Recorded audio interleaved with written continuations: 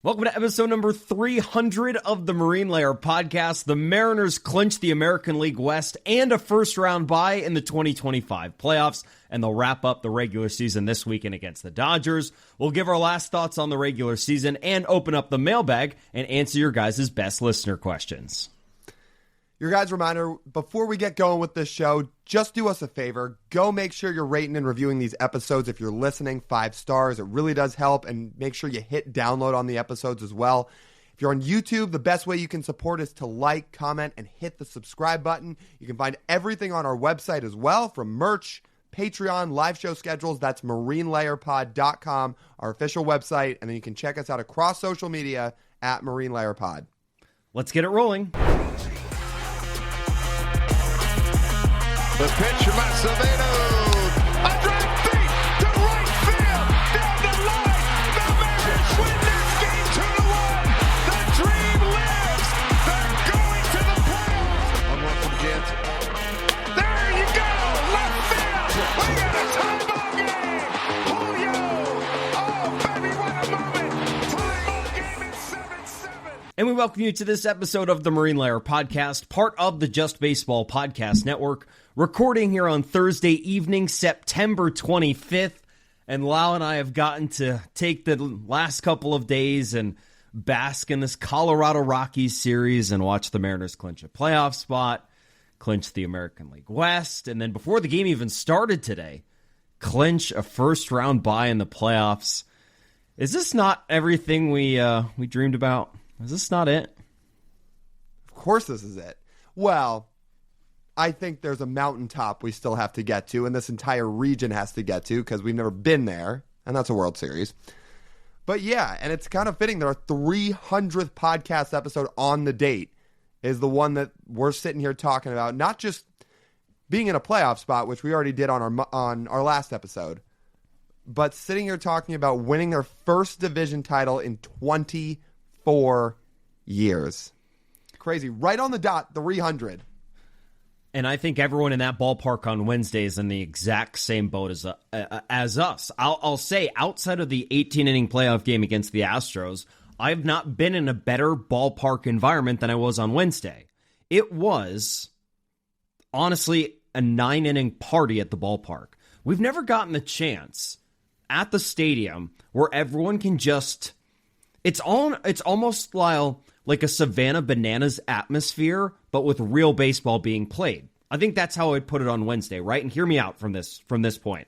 The Bananas like to be entertaining. They like to be fun. They like to get people eating and drinking and interacting and doing whatever and like having fun, having a blast. Baseball during the regular season at points is a very relaxed sport. Everyone's relaxing, maybe not totally paying attention to the game. Or then the playoffs are going on when the energy is the highest and everyone is stressed out of their mind like we were when the Mariners were last in the playoffs. But Wednesday, as soon as Cal hit his 59th home run of the season into the upper deck in right field, I looked at you and I said, game over. And then Division's won. Yeah, and then when Julio homered his very next at bat, it was really over. Everyone could sit there from the top of the second inning on and realize we're going to win a division title. Everyone's going to party tonight. The fireworks are going to go off. There's going to be a banner next season. The Mariners are going to have home field advantage in the playoffs, at least for a round. Like, this sets in for 8 innings, and people treat it that exact same way. So when Cal comes up in the bottom of the 8th inning in the ultimate, I'm going to be honest, because this is what it was, the ultimate stat padding opportunity for Cal Raleigh, he does exactly what he should and hits an absolute nuke for his 60th homer of the season. And everyone can stand up with 9 innings of alcohol in their system going, MVP, MVP. And then goes, boom. And it was one of the most epic things ever. We're standing out on the concourse listening to it, and it was just awe-inspiring. I mean, people exploded for that. Which, think about telling people that just a couple weeks ago. Hey, you're going to hear this stadium erupt on a Wednesday night against the Colorado Rockies during a blowout game in the bottom of the 8th inning. Think about that. Because a couple weeks ago, it did feel like Cal's MVP hype was tailing off a little bit. Because he hit a cold streak after the All-Star break for a bit and in August. But weren't the odds like Judge minus 900 at the start of that Braves series? Oh, even just, I think even a little more recently than that, it was that high, or it was that drastic. Now, as we sit here on Thursday night, Cal's the favorite. He's the favorite. Insane. The amount of people that were walking past us on the concourse that had gotten to this point of the season where I'm going to go camp out for a Cal home run ball. How many people do you think were standing out there in right field waiting to try and get the 60th? I mean, we had multiple people telling us we are headed to right field right now to try and catch his 60th home run if he hits it. And then the guy who caught it happened to be the greatest person of all time. Yeah, not like that ridiculous Philly Karen. Yeah. This person, they had him on the field today on Thursday's game to meet Cal, and Cal gave him some more signed bats and balls, which this guy also gave away to his kids. Like, he caught the 60th home run ball, right? If I have this right. Caught the 60th home run ball and then gave it away to a kid. Like, that's incredible. How much is that ball worth? Oh, it's worth a lot. And especially in a day and age where there's these insane adult autograph seekers and autograph hounds who often just want this stuff to go sell it. No, he just gave it right to a kid. It's kind of what baseball's about. And then everything that followed. I mean, I think that was the perfect capper for Wednesday to allow the party. It's like, all right, party's starting right now. Party starts right now. It's like, if you want to leave, if you want to go out in Occidental, go see our friends at the Hall in Occidental, grab a liter full of beer, maybe order the boot, and just start going to town. Now is the time to go do it.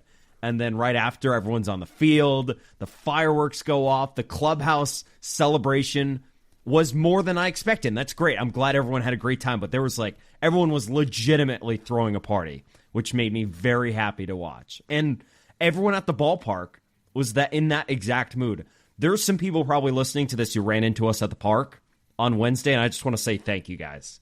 For a full season of support, to see this all come together and all of us have a good time at the same time is truly cool, because I think we got to experience that through some people and really capped off what was an amazing night.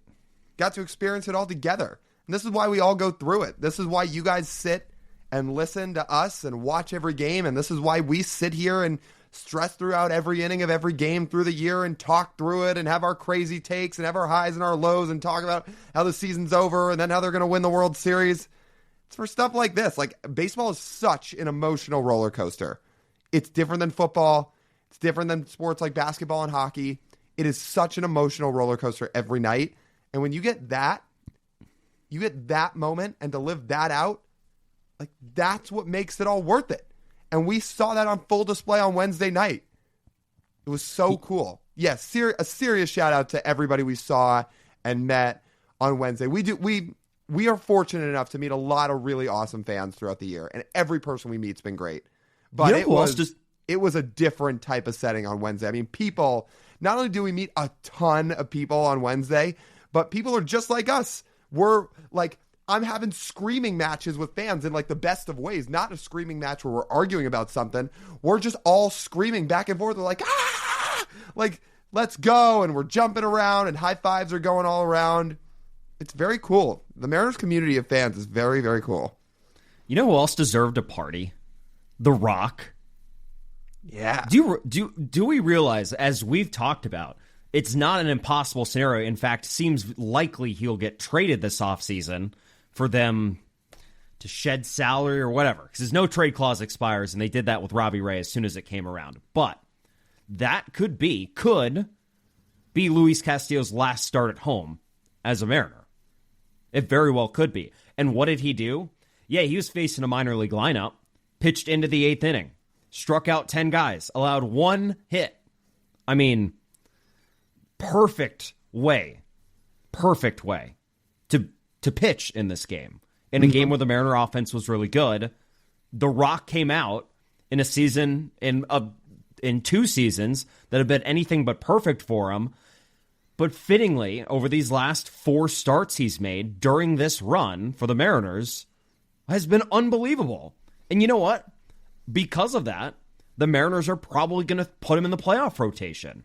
And he's going to start a playoff game because of how he's pitched. I don't know if he's going to pitch at home, but if this is his last outing at T-Mobile Park, it was a really good one. It was really good. Awesome. He allowed everybody to party for 9 innings. He didn't let that game get out of hand. He didn't let the Rockies hang around. It was an absolute cruise control start from Luis Castillo. Yeah. Awesome. I still hope, you know what? I don't want to do that yet. I was going to say I hope people appreciate everything he's done in his time here, this and that, because we don't know if he's going to get traded. They could just keep him next year. We don't know. So I won't do that yet. But let's just focus on the fact that he dealt in a game and during a night that was as high energy as we've seen in basically our entire lifetime, sans a playoff game at that ballpark. And he gave people every reason to be in like the best of moods. Mm-hmm. Before we get to Thursday, I just want to throw one note on the Rockies, and that's it.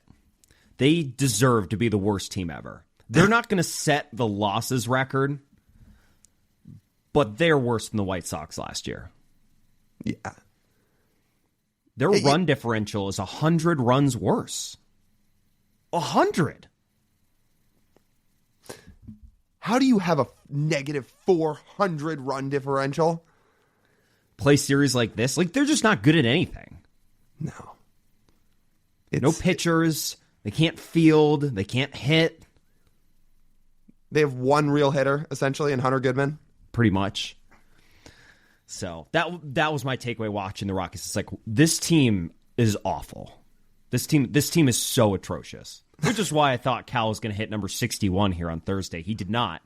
But, Lyle, if he was a Yankee, he would have 61 home runs. Yeah. Oh, it's funny. That fly out to the warning track that was taken down by the good old Marine Layer would have been a home run at Yankee Stadium. It's funny.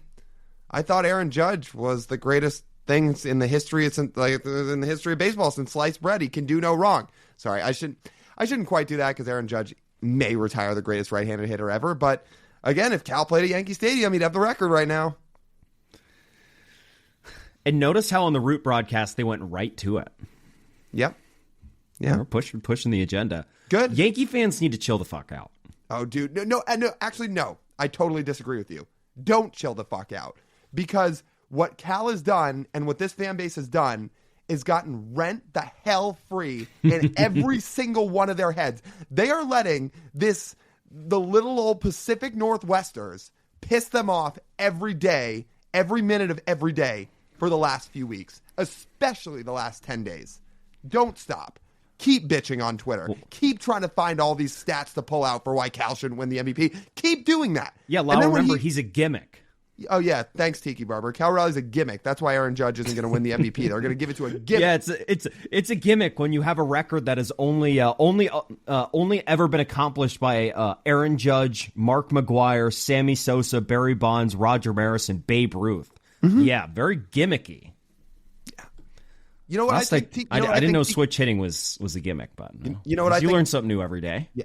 You know what I think, Tiki Barber? I think your baseball takes are a gimmick, and frankly, you shouldn't talk about them. He also calls him in that clip. If you listen, he calls him Call Raleigh. No, buddy, that's not his name. It's not Call. It's not Call. It's not Call. Learn ball, dude. Sad. It is going to be a fun agenda weekend.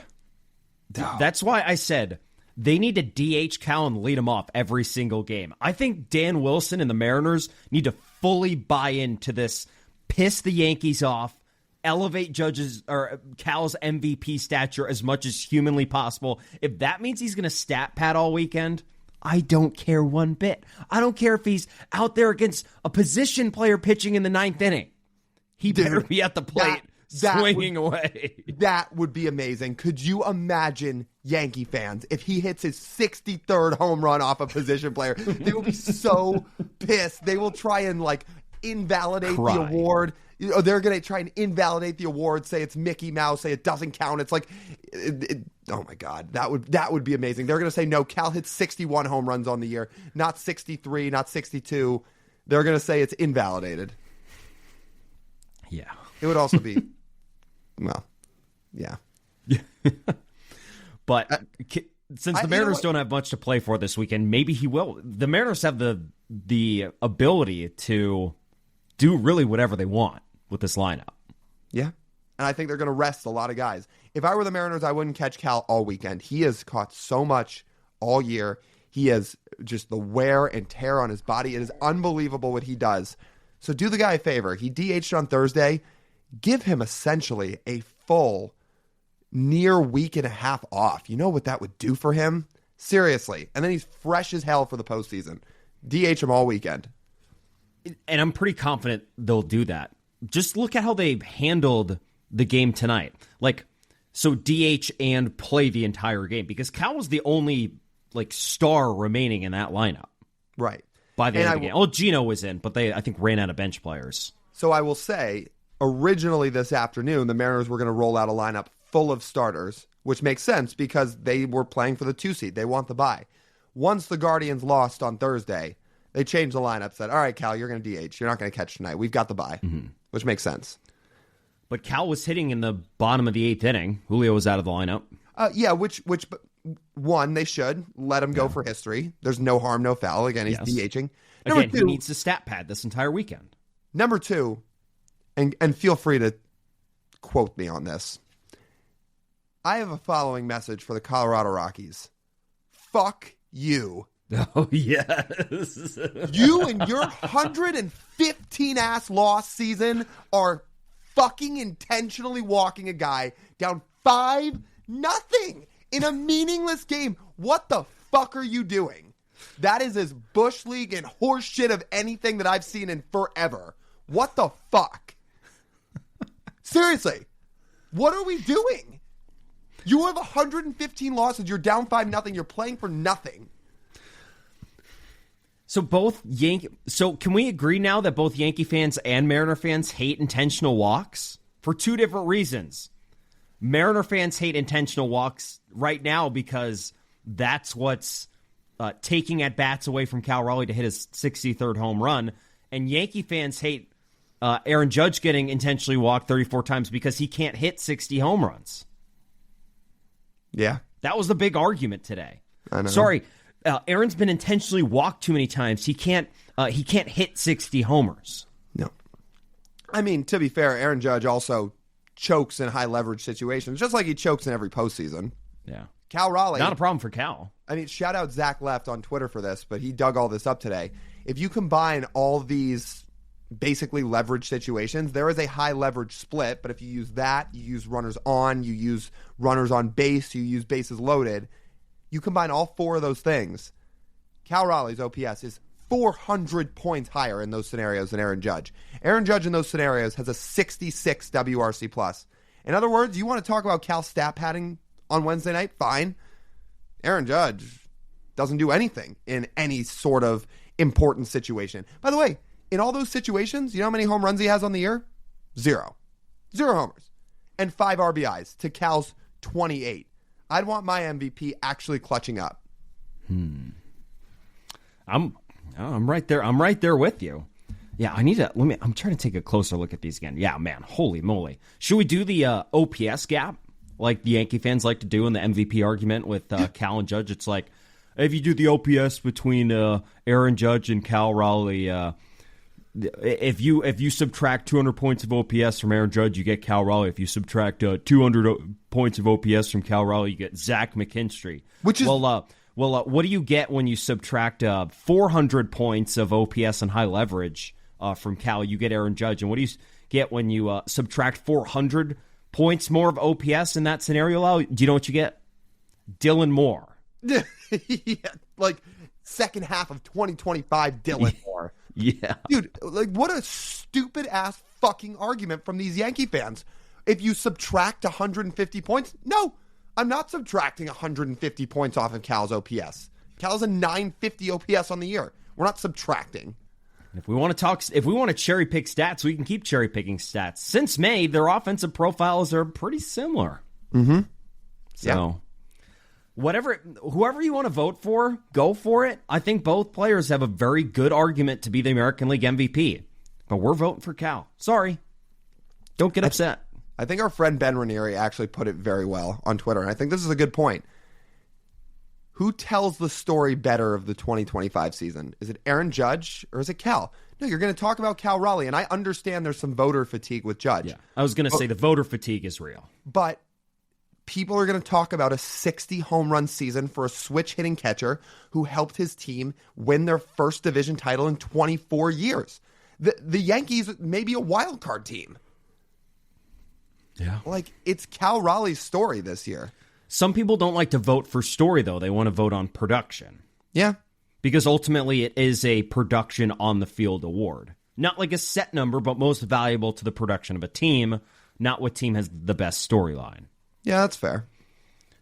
But we make the argument for Cal if we're talking about a non-statistical thing of the impact he has on the pitching staff. That's the argument we make. And the fact that he gets more wear and tear on his body than Aaron Judge does, yet puts up similar offensive numbers, in fact, historical offensive numbers. They're both historical offensive players. Just one's doing it playing a more demanding position and hitting for both sides of the plate. And again, I think what Yankees fans are not grasping is I don't think any Mariners fans saying Cal Raleigh overall for his career is a better player than Aaron Judge. No, nobody's saying that. Or a better hitter. He's not. But he's having the better overall year, in my opinion. Yeah. I'm 100% with you. Before we get to this mailbag, I do just want to touch on Cal for a second, because the enormity of what Cal Raleigh has accomplished now that he's gotten to 60 home runs, it's pretty fucking insane. Like, if we're just being frank. I read it off earlier. I'll read it off again. The members of the 60 home run club are Cal Raleigh, Aaron Judge, Mark McGwire, Sammy Sosa, Barry Bonds, Roger Maris, and Babe Ruth. Cal is the first non-Yankee in the American League to hit 60 home runs. Let that set in. First non-Yankee. And he's also the first non-Yankee to hit a clean 60 home runs. Dude, think about all the players over the history of baseball that have been in the American League. Mike Trout, Albert Pujols. I know he wasn't as great with the Angels, but still. Frank Thomas. Keep listing off names. You can do a ton of these. Speaking of that, like names of guys who have never hit 50 home runs in their career, which should level your expectations for Cal the rest of his career. He might not hit 50 home runs ever again in his career. Might not. It's hard. Albert Pujols never hit 50 home runs in his career. Frank Thomas never hit 50 homers in his career. Manny Ramirez never hit 50 home runs in his career. Frank Robinson, Ted Williams, Reggie Jackson. Those are all guys in the 500 home run club. Albert Pujols has 700 home runs. So does Hank Aaron. Hank Aaron also has never hit 50 homers. Cal has 60. It's crazy.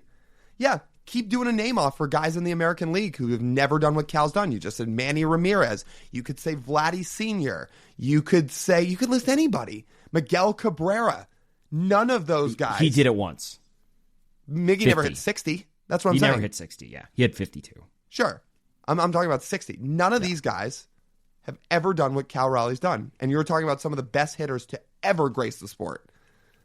And Cal Raleigh overall as a hitter might not be as great as those players, but for one season, and hopefully many, many, many, many more in the future, he has now etched his name in the history books on inner circle Hall of Famers. And again, three of these guys were obvious juicers who had some chemical help to hit this many home runs. And do you know this? There's only one player younger than him to hit 60 home runs. It was Roger Maris. That's it. That's the only guy who's younger than him when they got this mark. Everyone else was older and more mature, a.k.a. needing chemical enhancements to make their body not age or deteriorate while they have that much more knowledge of the game. Because that's the real advantage of steroids. Yeah, you're bigger and stronger, but you're also able to sort of stop the clock on your aging while you perform in golf and all this baseball knowledge. So it's crazy that Cal, before all of these guys did, has hit 60 home runs. Meanwhile, where the hell is Roger Maris Jr. at? Shouldn't he be at all these games trying to watch greatness? This man paraded around in 2022, going every Yankee game because he couldn't miss history. He said everybody should be in attendance to watch the single season home run record get broken. Well, buddy, shouldn't you be at all of Cal's games? I mean, you set the precedent, Haas. Can I turn the question around on you? I mean, I would know. I blocked him. No, I forgot. Yeah, for those who don't know, this was early in the induction or into the introduction of this podcast, but TJ has admitted before he has Roger Maris Jr. very much blocked on Twitter. He's like, dude, shut the fuck up. Back in 2022, it's like, I'm not listening to this. You didn't hit any of these home runs. Stop talking. He's not even it's not even Roger Maris. It's Roger Maris Jr. Yeah, play baseball. Yeah. Shut up. He is the worst. I remember Carabas when everything ended with Aaron Judge and he got to 62 finally. I think what he tweeted is he tweeted the Wedding Crashers gif of Owen Wilson and Vince Vaughn popping all the champagne at a wedding, and he tweeted in all caps, he said, "We never have to hear from Roger Maris Jr. ever again." Are we going to get college football cut-ins this weekend? It's not a Yankee. I hope so. It's not a Yankee, so probably not. The worldwide leader is supposed to cover all sports fairly, all teams. Oh, I'm sorry. You mean the worldwide leader that spends 3 hours every morning talking about the demise of the Cowboys in May? I guess. And ESPN's baseball contract is up too. So, yeah. Well, I guess at least Sunday Night Baseball contracts. Maybe they're feeling less inclined to show Cal. But that's not fair. It's ridiculous. All right.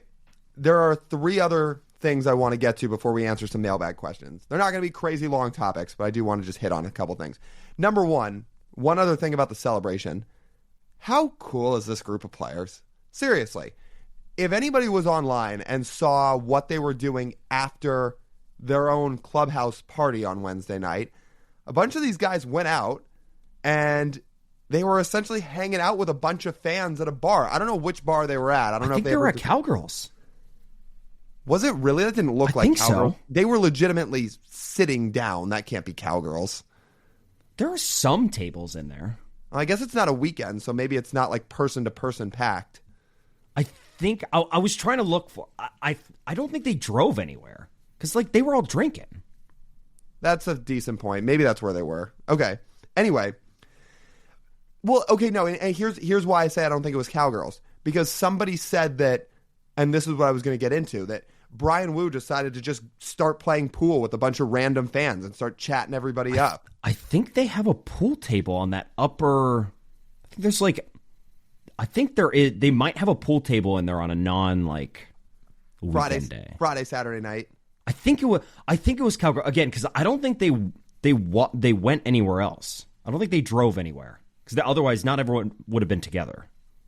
That's true. Let's say Ubered or something. Anyway, point being, the fact they went out and just engulfed themselves among all these Mariner fans, and Brian Wu, for example, takes it upon himself to, there was a bunch of selfies on Twitter of him and fans, and he's playing pool with a bunch of random fans. Like, this is such a cool group of players. Yeah. It really is, in addition to the team just being really good and having a bunch of talent, it seriously is an easy group of guys to root for. And we try to talk about it, and we try to bring it to this podcast when we have stuff to share about how each one of these guys is so unique in their own way, and collectively, all of them are so easy to root for. And individually, there's so many great stories between each of them that make people want to be invested in these guys and make people want to buy their merch and watch their games and cheer them on at every chance. It's not just the team aspect of it. There are individual stories that people lock onto.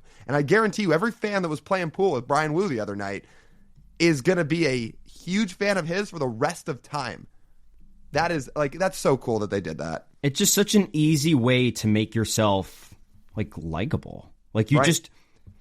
We put athletes on a pedestal so often because they are almost detached. I mean, they're almost not real. You make all this money, you play in front of all of these people with tens of thousands of people watching you every day. You're richer than 99.9% of humanity will ever be. You get crazy endorsements, all that stuff. All of this attention that normal people will never get. And yet it's it takes an occasion like this for all of these guys to essentially just go sit down and hang out at a dive bar. Like the rest of us. Mm-hmm. It makes you feel that much better. Oh, and shout out to our guy Adam Ray, who was also there, right in the middle of it. Dude, he's everywhere. He can get it. If there's a Seattle sports function going on, he'll be there. I mean, for who he was sitting with at the Mariners game this week? John Schneider. Yeah. Who he calls his buddy, and I think they legitimately are friends. He's with John Schneider, and then he makes his way to... I mean, think about the pedestal that Adam Ray's gone on this week. He goes from popping champagne in the Mariners clubhouse with all the guys to watching the game with John Schneider to talking to us. What a major drop-off in his 24 hours. Yeah. Which, by the way, as we're sitting there talking to Adam for a bit the other day, what he didn't tell us is he took it upon himself to just absolutely tear me to shreds on the radio when he was on Wyman and Bob, making up these just insane lies. It was not for that long. No, I'm kidding. It was only for like 30 seconds. But he went on Wyman and Bob this week and decided to tell the people once he said, yeah, I'm going to go down to the field and make my rounds. He's like, who's that guy on the morning show? Like, Lyle or whatever, dude.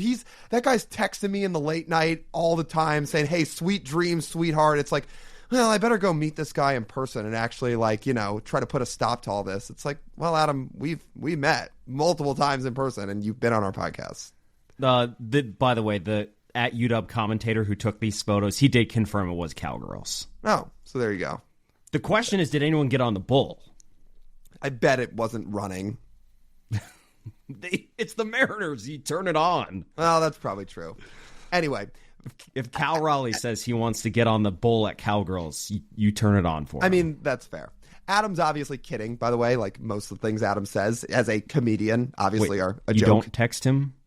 Knowing, you know what? Some people don't pick up sarcasm. So, no, we do not text Adam at 12:30 in the morning saying "sweet dreams, sweetheart." Believe it or not, as much as it's crossed my mind in the past to text him at 12:30 in the morning and saying "sweet dreams," no, I have not done that. But thanks, Adam. Like now, Adam absorbs so much information about things people say and people he knows. It's incredible. Like this dude tours all over the country and still is like dialed into all the producers on his favorite Seattle sports station. To the fucking Marine Layer podcast. Yeah. Like, and this dude's in front of thousands and thousands of people in New York City.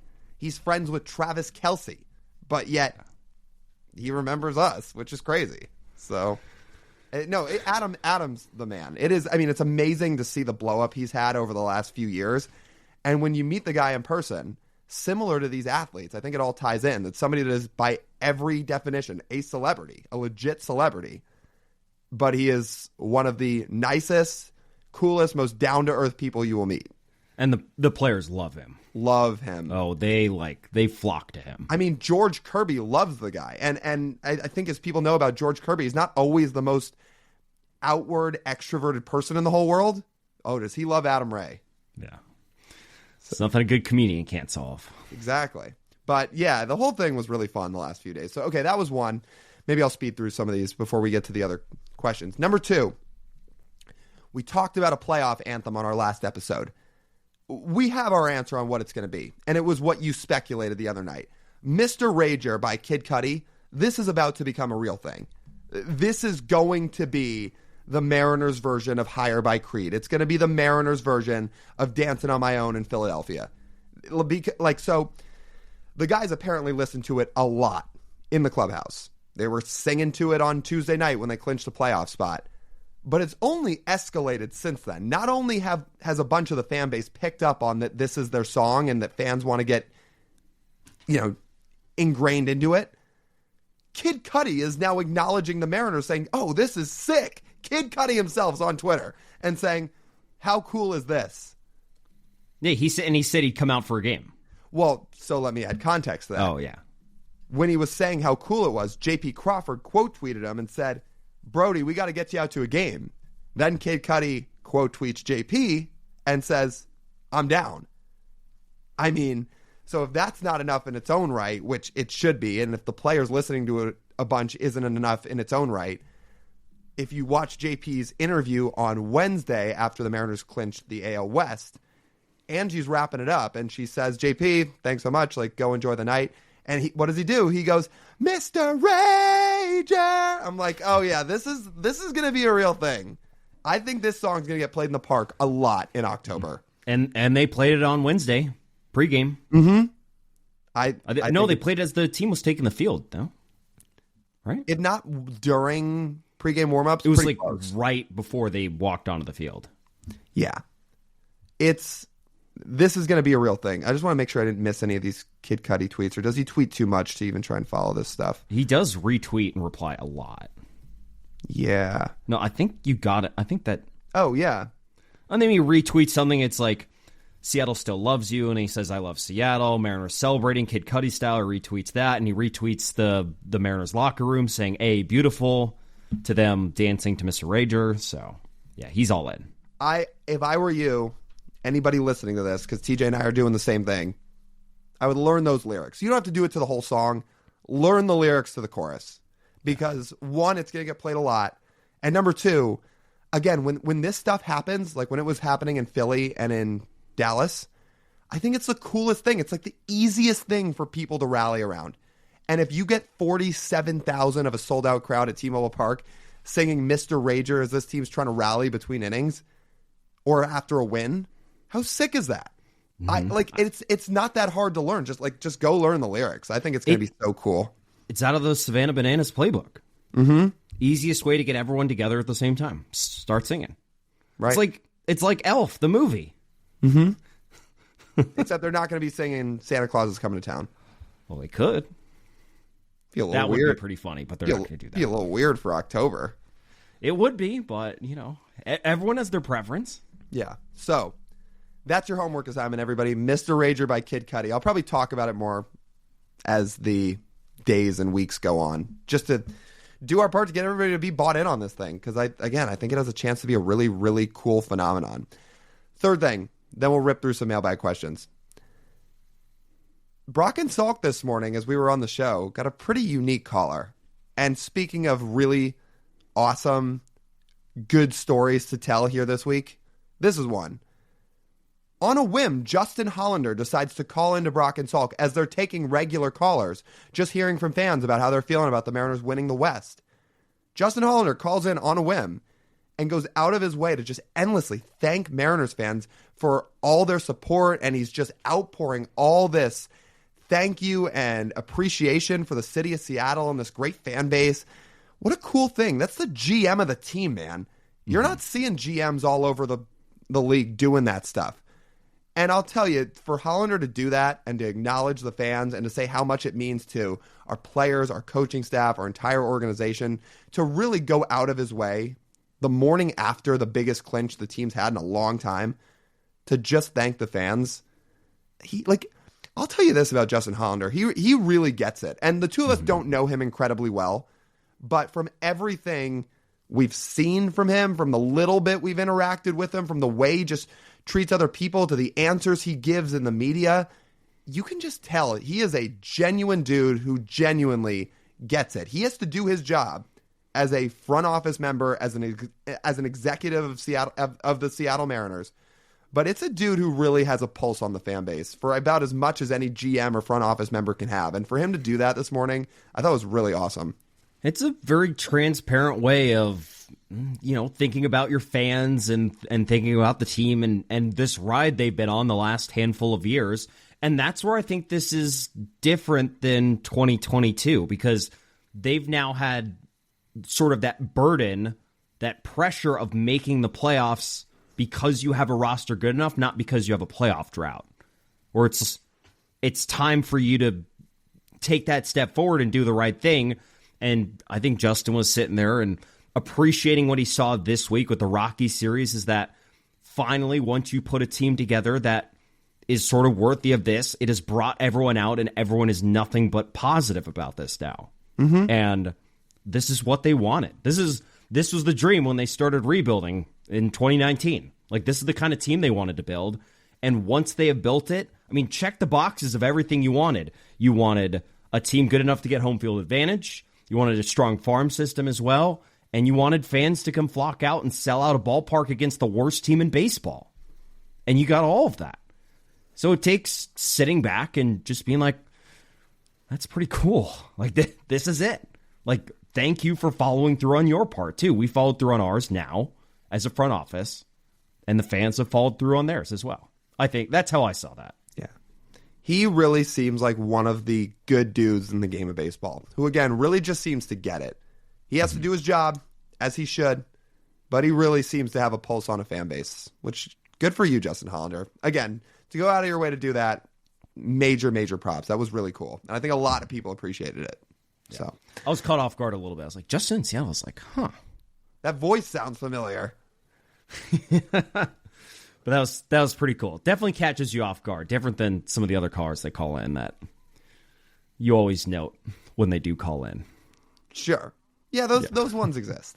Exactly. Before we get to the mailbag, do you want to read an ad? Yeah, let's do it. Let's talk to you about our friends at Pagaccia's Pub 85. If you guys want to watch the Mariners in the playoffs, maybe some of you couldn't get tickets because the get-in prices are like $8 trillion. So if you need a place to watch the game instead, head over there to Pagaccia's Pub 85. It really is a cool spot, you guys. There's 20 TVs in the place. There's great food. There's awesome drinks. There's games. And there's, again, all the sports viewing you could want. So if you want to plan a good time with your friends and go get some awesome happy hour deals, which are 2 to 6 p.m. Monday through Friday with $3 and $4 drinks, again, fantastic specials. You can head right over to Pagaccia's Pub 85 over in Kirkland. And a reminder to you guys as we get into this mailbag, if you want priority for your mailbag questions like we have today, we have all Patreon questions. If you want that mailbag priority, you want your questions answered on this podcast every single week if you have one, Patreon.com/MarineLairPod is the way to go. We have ad-free episodes on there. You have an opportunity to jump on a video call with Lyle and I once a month. And, like I just mentioned, mailbag priority. It's pretty cool. You can go check it out. Go check out our Patreon page. If that feels like something you want to do and you support us a little bit more and get some extra benefits from it, Patreon.com/MarineLairPod.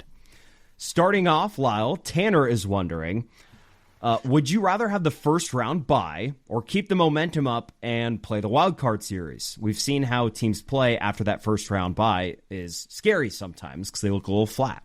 What do you think? Look, I get it, and the thought process is not crazy. You have to take the bye.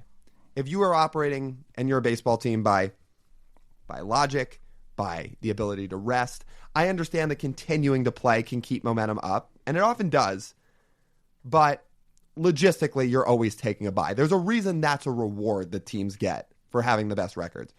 Think about Cal Raleigh getting a week off his feet and having fresh legs. Think about Brian Wu now getting extra time to recover from this pec and being as fresh as he can for the playoffs. Think about Julio and all the other guys that, honestly, may not even have injuries that you know about, injuries that are public, because every single one of these guys is battling something at this point in the year. It's just how a season goes. They all get a week now, like a little over a week, to just rest and recover and get as right as possible. I would take the bye. Or would you rather have a 100% chance of winning the wild card series or not a 100% chance? That is really what it is. Maybe that's a simpler way to put it. Yeah, good point. One less entire playoff series you have to play in your path to the World Series. I would take the 100% chance. In terms of how it's worked out in this new format, it's exactly, if we look at World Series teams, it is split 50-50 in terms of bye teams versus non-bye teams. Last year, Yankees and Dodgers both had a bye. The year before that, the Rangers and the Diamondbacks both didn't have a bye. In fact, you remember that postseason, all the bye teams got bounced pretty quickly. And then if we look at the 2022 playoffs, the Astros had a bye, the Phillies did not have a bye. The results don't really say one thing or another. It's pretty balanced, but that's kind of how Major League Baseball playoffs have always been. It's always been a little chaotic. It's not the craziest thing ever in these playoff series for a team to get hot and win 3 out of 5 games and knock off a top team. Like, it happens. Yeah. So, yeah, maybe if you play 25 years of this format and we see for some reason the buys affect teams, then they might reevaluate that. But I don't see anything right now that would suggest that. Yeah. Agreed. Next question on Patreon comes from Patrick, and Patrick's question is, how would you evaluate Dan Wilson as a manager now that the season is almost over? Was he a key ingredient, or did they do this in spite of him? Man, I don't know. Look, we've been asked this question plenty. We've talked about the subject plenty throughout the year. I think 2 things are true.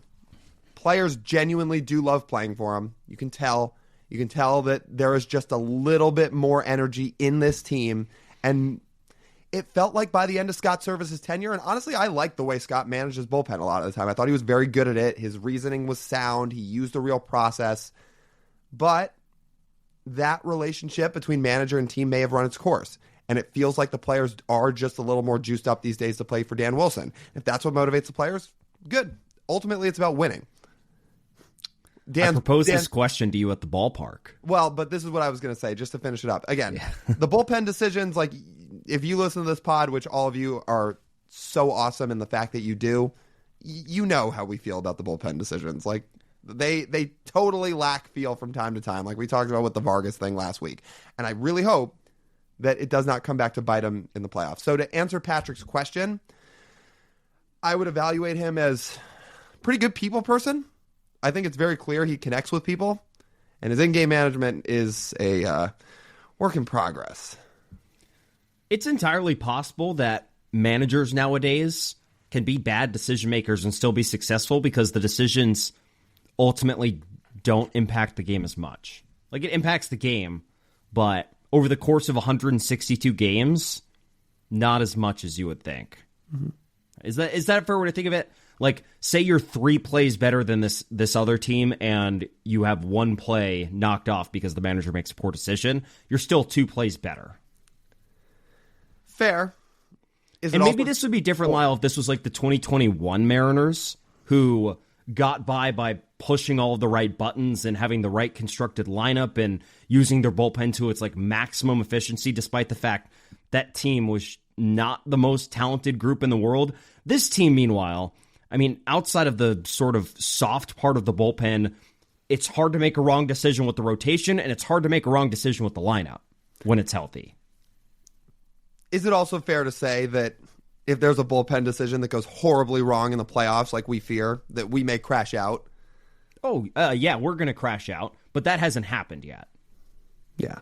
We are operating off of 1 year and change of regular season managing for Dan Wilson. Once we get like 10 years, if he makes it 10 years, then we have a better way of evaluating who he is as a manager, what he's good at, and if he actually affected the team as much as we thought, or maybe he affected it a great amount and they're going to really miss it after the fact. Because like you said with Scott Service, we could say after his 9 years as manager of the Mariners that he was good with his bullpen decisions. He liked his platoons a lot, but again, he wore thin on players at the end.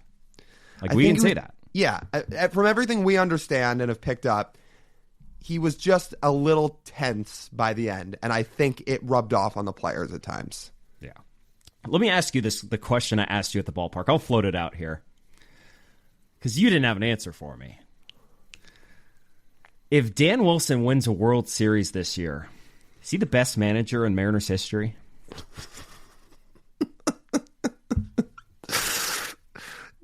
I mean, what do you want me to say here? Because we said decision making is at many points not good, flat out. But if he wins a title, I mean, it's gonna be hard to. I mean, you can't rip anything if he's the first manager in the history of the club to win a World Series. I mean, there's gonna be an argument. Clearly, something worked. Yeah, there's gonna be an argument, but it is a funny phenomenon to even start to hypothesize about, which is why I had no answer when you asked me this when we were talking at the ballpark the other day. I was like, well, let me think on that. It's a good problem to have, I'll tell you that much. Yeah. Jordan Lyle is wondering, how much would a Cal extension be now if he signed it this offseason instead of this past offseason? Man, I would say double it, but that would be a lot for a catcher to get. You want to say 170? I said 150. Because the current top guaranteed mark is 140 over 10 years for Will Smith. So That's if you fair. gave him 7 for 150, it's $21 million a year. He'd get an AAV pay bump, about $4 million. That Will Smith contract sounds low. 140? It's you're 140 over 10 years. Oh, you're right. You're right. Yeah. So that would make him the highest paid catcher in baseball, most total money. And I don't know who would pass him. Who the hell is going to get more money than that? I don't Drake know. Baldwin? Well, for a while I thought it was going to be Adley, but his last 2 years have really been tough sledding. Is Adley going to make it to free agency on the Orioles? I don't know. Depends on what happens with Basayo, because he's been playing first base. Exactly. Anyways, but this contract right here makes him over $20 million a year. It makes him the highest paid catcher in baseball history. I feel like that'd be pretty fair. The team's not going to go overboard. Teams don't go overboard for catchers. Just even if they hit 60 home runs, just because of the wear and tear. Like even Joe Mauer is not. would not today get a contract of like that long because you just wear out. It's just that this season's so unprecedented for a catcher that I'm thinking maybe he'd get even more than what you think he would get. Like if you think he'd get 150, maybe up it a little bit more, which is why I was thinking 165, 170. If he could get that, great. It almost comes back to, do you remember that Jimmy Graham like controversy when he's going to be a free agent? Remember that? AKA, do you pay him like a receiver? AKA, do you pay him like a receiver or do you pay him like a tight end? Because he played like a receiver, but he played tight end. Mm-hmm. Right? Where Cal could say, I mean, I hit like Aaron Judge. I should get paid like Aaron Judge, but you're going to pay me like a catcher. Right. Where Jimmy Graham said, look, I'm the Saints' number one receiver. I play tight end, but I am the number one pass catcher on the team. And he's right, because he didn't even block either. And we watched that. No. But way too many times. And then he also magically forgot how to catch a football once he got to Seattle. He would have drop after drop after drop. The softest tough guy of all time. Yeah. Let's get to our next question. This comes from Josh. And Josh's question is, what's with this quote-unquote wrap up the 2 seats so we can rest our guys talk I keep hearing? Since we currently have the same record as the Dodgers, they need to focus on beating the Dodgers this series so they have home field advantage in the World Series. Josh says, am I crazy for thinking that? I hadn't given that much thought about NL teams' record versus AL teams. The only thing is there's 2 teams ahead of the Dodgers. I know the Dodgers could make the World Series. They're the most talented team in baseball. But if it's not the Dodgers, then it's a very specific scenario you'd be playing for this weekend. Because if it's not the Dodgers, you're either going to get the Phillies or the Brewers, and you're not going to have better records than those teams, especially the Brewers.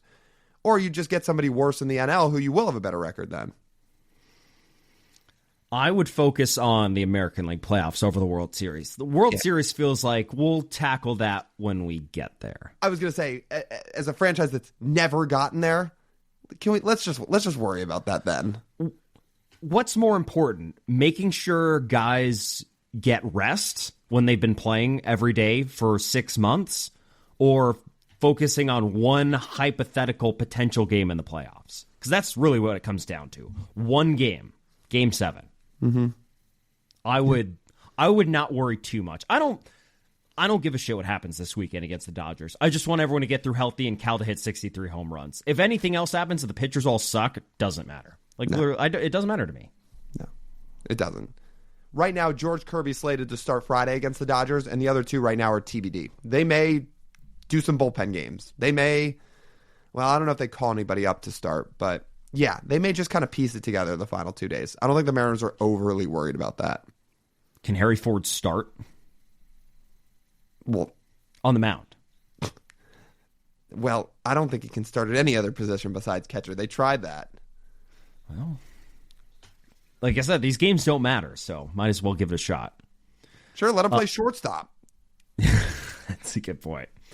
Patrick is wondering, Lyle, how do the Mariners stack up to previous World Series contenders and champions? Similar to the Rangers, I feel like. I don't think that Rangers team in 23 was all that much better than the 2025 Mariners. They weren't much better than the 2023 Mariners, but they just got in by a thread. I think this Mariner team's better than Sure. that team was. I mean, they probably have a better bullpen. They're not last in bullpen ERA like the Rangers were. They're not bottom 5, I guess I should say, like the Rangers were. Yeah, go ahead. If we look at the last 10 years, the Mariners are worse than most of the World Series teams. The only 2 I think they're better than are the 23 Rangers and the 21 Braves. Right, and the 21 Braves didn't have Acuna, so that makes sense. No, they did not. Otherwise, these teams, like, just to refresh your guys' memory, 2024 Dodgers are better than the current Mariners. 2022 Astros, one of the best teams I've seen. 2020 Dodgers were the best offensive and pitching team in baseball when they won. 2019 Nationals had a stacked rotation. 2018 Red Sox were a juggernaut. Same with the 2017 Astros, 2016 Cubs, 2015 Royals. Those are really, really good teams. Maybe you could argue they were better than the 15 Royals. That Royals team was nasty. I mean, they had the bullpen. They had really good starting rotation. Their offense, I think, was one of the 5 best, if not the best in baseball that year. Remember, they lost Greg Holland that year. So that 3-headed monster in the bullpen they had in 14, they didn't quite have in 15. It was Herrera and Wade Davis, but they didn't have Greg Holland. He got hurt. The bullpen was still really good. And Wade Davis was better that year, I thought. They used him more. Yeah. Yeah, you can make an argument, but you can also, if you were to say you think that Royals team's better, it's not crazy. When you think about the last couple World Series champions, if you take the Rangers out, 24 Dodgers, 22 Astros, I don't wipe think the floor. Yeah, I don't think the Mariners stack up. No. Thankfully, though, you are playing in a league where you don't need to be that good to make the World Series. And then in a 1-7-game series, who knows what happens? Exactly. And again, like in this year of baseball, nobody's that good. Even though the Brewers have had the best record in baseball through the regular season, do the Brewers scare the hell out of me if that's who they face in the World Series? No, they don't. It's kind of wide open. It is. So that you can't, thinking back on these World Series champs, you can say, yeah, they might be a little bit worse, but I don't know if it matters that much. No, going to the playoffs, because really anything can happen. Yeah. Xander is wondering, as of Wednesday, Jays and Yankees are tied with 90 wins. That means these two teams will need to fight over the final weekend to get the first round bye or get the first wild card. Will this be beneficial to the Mariners? I just don't know if there's a way to measure that out. Them playing more high impact games helps because it'll deplete you of more energy. But I don't know if there's a quantifiable way to really measure that because, again, like we talked about earlier in this mailbag, there are a lot of years where the teams with the bye come out flat and don't advance. It's hard to say. But how would that affect the Mariners? It probably doesn't. It's just if the Mariners were to play one of those teams, would they be more out of gas by that point? Not if they played the team with the bye, which is more likely. I don't think it would affect the Mariners at all. Yeah, that's probably right. It would affect the other wild card series probably because you wouldn't get to line up your starters. I was trying to piece together something for this, for why it could have some correlation with the Mariners. But you're right. I don't really think it does. Yeah, unless someone gets hurt, but I don't think that's going to happen. No. It's a good question, but I think the Mariners don't really factor into that equation much. Let's end this mailbag on a high note. This is a great finale. Nick is asking 3 parts. Number 1, does Leody Taveras get a World Series ring? Number 2, does Leody win Coachella Jersey of the Year? And if not, who? He does get a World Series ring, I'm pretty sure. Yeah, he does. He does. Leody Taveras in a Mariners jersey at Coachella. That would be a hell of a Coachella jersey. Yeah. Does somebody own that jersey? Do they even make Leody Taveras jerseys? I think someone has one. Someone has to have bought one. Unless they're related to him or a good friend of his. Who's buying that? Given that we've talked to multiple people this year who own Tommy La Stella jerseys, who's on the team for a shorter amount of time than Leody was. So here's my argument to that. La Stella started the year on the team. So the Mariners had time to make a few of his jerseys, and a couple of degenerates decided to buy it. Leody Taveras was claimed off waivers in the middle of the year, lasted a month, and then was gone. Oh, he's still in AAA. It doesn't take that long to make jerseys. But at least there's more of a connection because you got the guy in the offseason and you see him in spring training. Leody Taveras parachutes in, was terrible, and then they DFA'd him. There are some real sickos out there. I guess. Hell of a Coachella jersey, though. There's I forget his name. There was one guy we talked to this year who said, my only goal when I buy jerseys is to buy the most random player possible. Well, then go get yourself a Leody Taveras jersey and call it a day. Yeah. I was thinking, wasn't Sergio Romo a Mariner? Yeah. Honestly, though, to answer Nick's question, if Leody Taveras wasn't going to be the craziest Mariners Coachella jersey, he asks who would be. If you just want to stick on the 2025 topic for that, Zach Pop. What about Rowdy? No, because he was on the team too long. There's probably somebody that was infatuated with Rowdy and they wanted his jersey. Again, Zach Pop. Okay. And Pop on the back of the jersey does look kind of cool. That would be an insane Coachella jersey to have. Lyle shows up to Coachella and he's like, it's like, I know that jersey. Oh, we're getting a selfie. Yeah. That was a good question, Nick. Thank you for ending that on a high note. This is the last regular season episode. How about that? Next time we record, season will be over, and we're going to be getting ready for postseason baseball. Season will be over, and we don't have to come on here and scream about season's over. The real question is, we're going to need to think of something to talk about for Monday, given that the Mariners are going to play 0 games of consequence this weekend. But we'll cook something up. Yeah, and you know what? Maybe we can work on a guest or somebody for this week, too. I've got a couple ideas, but maybe that could be an episode. Like, we won't make any promises on who it'll be, but we could work on that. And otherwise, I think we'll just be previewing a lot, especially on Friday's episode for when the Mariners have their series all set up. Yeah. That'll be one. Well, we're going to have plenty to talk about. Believe me, we will do our normal 3 episodes this upcoming week. We will absolutely have things on tap to talk about and to keep you guys informed with. So it's going to be weird continuing a season of baseball talk that is ongoing once October starts, because we haven't done it on this podcast, but we're going to be doing it. So reminder to you guys, next week will be a 5-episode week. That's crazy. So it will be Monday, Wednesday, Friday, Saturday, Sunday, then into the next week if they keep playing, at least Tuesday. Because, again, once these playoff games start, we're going to do a show right after every game, get it out as fast as we can, and do that after the games. Yeah. So. It's going to be fun, man. I can't wait. This is what we waited for. This is what we all dreamed about. This is what we've been... Yeah, it's what we've been waiting for. And now... Well, we get to wait a few days for it to happen. We got to wait a week for playoff baseball, which is good in a lot of ways because they get a bye.